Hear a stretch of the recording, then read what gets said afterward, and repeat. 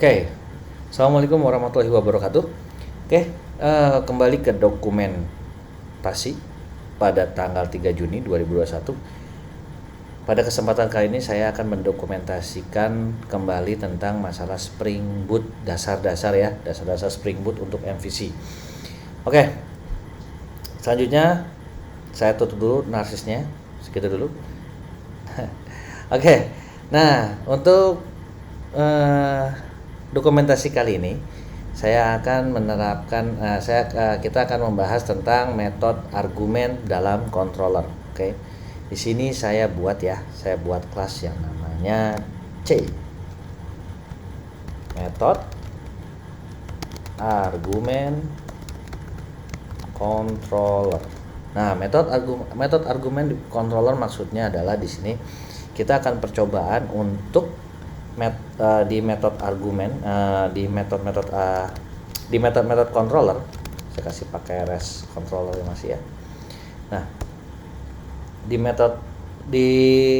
metode argumen ini bahwasanya kalau misalkan kita public misalkan ya string method 1. Oke. Selama ini kan kita masih pakai ini ya. Return oke misalnya. Nah, terus kemudian saya kasih di sini get mapping ya. Get mapping di sini contohnya yang simple aja method 1. Oke. Kalau saya play ya. Ini seperti kemarin di dokumentasi sebelumnya kita polanya sama ya seperti ini. Nah, sekarang kita mau memberi parameter ceritanya. Oke. Saya pakai ini dulu sementara. Saya taruh di sini method 1. Oke ya, keluar ya di sini. Oke, di sini keluar. Nah, kemudian kita balik lagi. Di dalam metode ini bisa diberikan parameter atau argumen. Oke. Nah, jadi get mapping ini sebenarnya kan request mapping. Nah, metode ini adalah yang menghandle request request mapping yang ini metode 1. Oke. Nah, di dalam metode ini sebenarnya bisa diberikan parameter atau argumen. Oke. Nah, argumen yang berada diisi di sini itu bisa ini bisa apa aja, tetapi yang disupport oleh request mapping tersebut. Nah, sebenarnya kan Spring itu asal muasalnya adalah dia itu prinsipnya dia adalah dependency injection. Oke, dependency injection artinya dia punya apabila ada dia bisa menginjek sebuah ketergantungan. Oke, berarti kalau misalkan kita butuh HTTP servlet request. Oke. Saya kasih di sini request. Oke. Nah, artinya di sini saya membutuhkan parameter input di parameter ini saya membutuhkan HTTP servlet request yang saya kasih nama rec. Maka si Spring akan menginjek HTTP servlet request tersebut agar bisa kita pakai di dalam metode yang kita definisi. Oke, contoh ya. Sysout. Oke. Saya minta rec.get remote address contoh. Oke.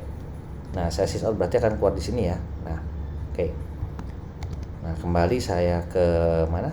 Ke Postman. Saya get tes masih oke.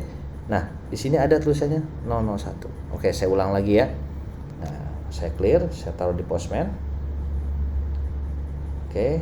Nah, di sini akan keluar sysout-nya dari localhost tapi dengan IPv6 ya. Oke ya. Kok bisa ujuk-ujuk begitu? Nah, emang begitu ceritanya.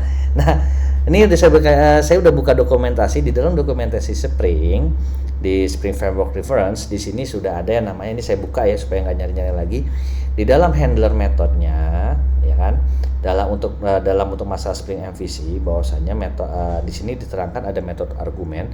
Metode argumen yang bisa diberikan argumen-argumen atau parameter. tetapi Spring akan bisa menginjek itu, tetapi yang disupport saja sama si Spring gitu loh. Contohnya misalkan kayak ini. Nah, ini sudah di Spring sudah memberitahu di dokumennya itu, dia memberitahu memberikan informasi ini loh, metode argumennya yang bisa kita pakai gitu. Sebenarnya masih banyak gitu loh. Nah, dan juga bisa kita masukin juga bisa map juga, bisa model map. Ini udah masing-masing udah ada deskripsinya, atau bisa objek yang bisa kita pakai gitu loh, yang bisa kita pakai gitu. Maksudnya objek customer kita bisa seperti itu. Nah, jadi misalkan HTTP servlet tadi kan pakai HTTP servlet request ya. Nah, dia dari sini. Nah, berarti kita bisa ambil ini. Nah, bisa ambil ini, bisa HTTP servlet request atau multipart request atau servlet request atau multipart HTTP servlet request. Atau turunannya servlet respond ya. Atau HTTP session. Kita juga bisa tarik nih, kita bisa ambil nih objek HTTP session, oke, yang bisa diberikan oleh si Spring dari metode dari request mapping tersebut, oke. Nah, contoh ya, misalkan tadi udah HTTP servlet request, sekarang saya tambahin lagi HTTP session, oke. Di sini saya akan sysout lagi yang namanya session.get id, oke. Nah, berarti saya akan mengeluarkan sysout session ID-nya, oke. Saya save, kemudian saya coba lagi pakai post, maka dia akan keluar remote address berikut dengan session ID-nya seperti ini, oke. Gampang ya, bisa dipahami ya. Oke, untuk lebih ininya, misalnya kita mau ngebedah lagi, misalkan dari sini, misalnya kita mau ambil header, ya kan, misalkan header dari request header, misalkan saya kasih enumeration, di sini saya kasih string, saya minta headernya, saya minta header names.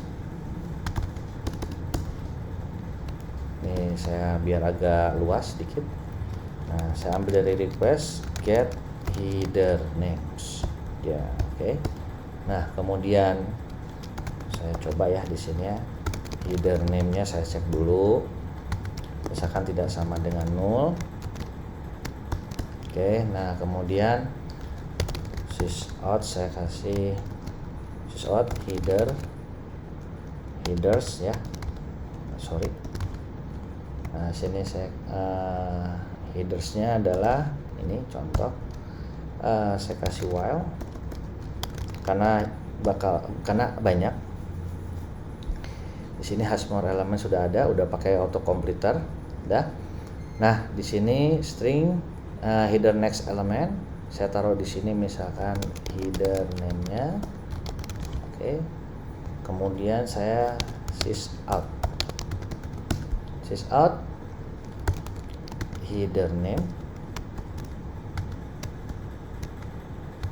saya kasih delimiter, saya kasih rect.get header. Nah, dari header name-nya, oke ya, dah, oke. Kemudian kita coba di sini, saya pakai postman, ini headernya, apakah nanti keluar? Oke. Nah, kita lihat di sini. Nah, ini keluar ya. Headers, content type-nya application JSON, user agent-nya postman runtime, asset, postman token, segala macam ini udah keluar semua. Oke, sesuai dengan yang ada di postman tadi ya. Oke. Bisa dipahamin ya, bisa dimengerti ya. Kalau misalnya ini adalah dependency injection yang bisa disupport oleh Spring. Oke, segitu dulu. Masih gampang ya. Oke, segitu dulu. Sekian. Assalamualaikum warahmatullahi wabarakatuh.